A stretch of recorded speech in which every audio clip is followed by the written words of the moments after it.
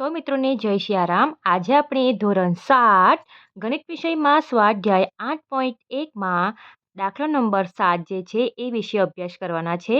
તો દાખલા નંબર 7 આ પ્રમાણે છે કે નીચે આપેલી સમય સંખ્યાઓને અતિ સંક્ષિપ્ત સ્વરૂપે ફરીથી લખો. બરાબર, એટલે કે આપણે નાનામાં નાનું રૂપ એનું લખવાનું છે. બરાબર, તો સૌથી પહેલી રકમ છે -8/6. તો તમારે શું કરવાનું છે, જ્યારે આવું કોઈ પણ સંખ્યા હોય તો તમારે વિચારવાનું છે કે આ સંખ્યાનો અવયવ શું પડે છે, અથવા તો આ જે સંખ્યા આપેલી હોય એ કયા ઘડિયામાં આવે છે. બરાબર, તો તમને ખબર છે કે 8 જે છે અને 6 જે છે એ બંને 2ના ઘડિયામાં આવે છે. બરાબર, જ્યારે આપણે 2ના ઘડિયા બોલીએ છીએ ત્યારે 8 અને 6 આપણને બંને સંખ્યા મળે છે. તો સૌથી પહેલાં આપણો 8નો અવયવ જે છે એ શું થશે? તો 8નો અવયવ 4 દુ 8. બરાબર, હવે માઇનસની નિશાની છે એટલે કે ઋણ નિશાની છે, ત્યારે ઋણ નિશાની લખવી પડશે. કોઈ પણ આ ઋણ નિશાની જે છે એ તમે 4ને પણ આપી શકો અથવા તમે 2ને પણ આપી શકો. બરાબર, બેમાંથી કોઈ પણ એક સંખ્યાને તમે ઋણની નિશાની આપી શકો. અને 6નો અવયવ શું થશે? 2 તાળી 6 થશે. બરાબર, 2 તાળી 6.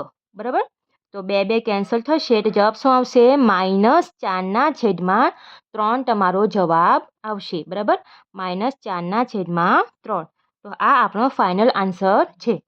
પછી સેકન્ડ નંબરમાં 25/45. આ જે બે સંખ્યા છે એ 5ના ઘડિયામાં આવે છે. બરાબર, 5ના ઘડિયામાં આવે છે તો અવયવ 25નો અવયવ શું થશે? 5 5 25. બરાબર, અને 45નો અવયવ શું થશે? 5ના ઘડિયા બોલીએ છીએ તો શું બોલાય છે? 5 9 45. બરાબર, 5 9 45.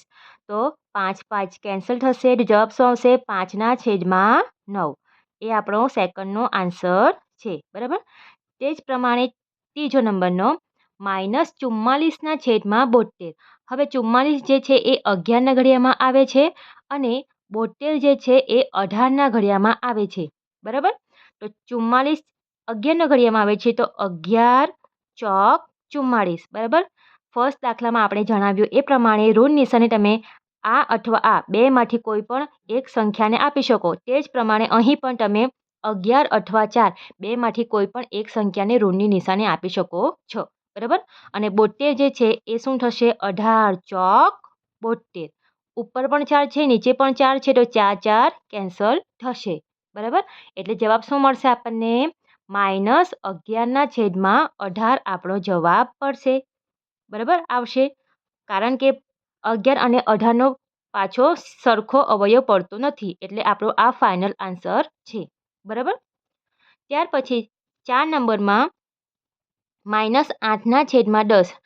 તો જ્યારે આપણે 2નો ઘડિયો બોલીએ છીએ ત્યારે 8 અને 10 બંને સંખ્યા આવે છે. બરાબર, તો 2 ચોક 8. બરાબર, અને 2 5 10. બરાબર, હવે અહીં ઋણની નિશાની છે એટલે કે માઇનસની નિશાની છે, તો માઇનસની નિશાની તમે 2ને આપી શકો અથવા 4ને આપી શકો. તો હવે આપણે 2 2 કેન્સલ કરવાના છે એટલે આપણે ઋણ નિશાની 4ને આપી દઈએ. બરાબર, તો 2 અને 2 આપણો કેન્સલ થશે અને જવાબ શું મળશે? -4/5 આપણો આન્સર આવશે. બરાબર, -4/5. બરાબર, તો આ પ્રમાણે આપણો પ્રશ્ન નંબર 7 જે છે એ પૂર્ણ થાય છે. એકદમ સરળ પ્રશ્ન છે. તમને જો ઘડિયા આવડતું હોય તો તમે આ પ્રશ્નને સરળતાથી ગણી શકો છો. બરાબર, એ માટે તમારે 1 થી 20 સુધીના ઘડિયા પાક્કા કરી લેવાના. બરાબર, વિડીયો પસંદ આવ્યો હોય અને દાખલો સરળ લાગ્યો હોય તો વિડીયોને લાઇક કરજો. ચેનલ પર નવા હોય તો ચેનલને સબસ્ક્રાઈબ જરૂરથી કરજો. મળીએ આપણે આગળના વિડીયોમાં. સૌને જય સિયારામ.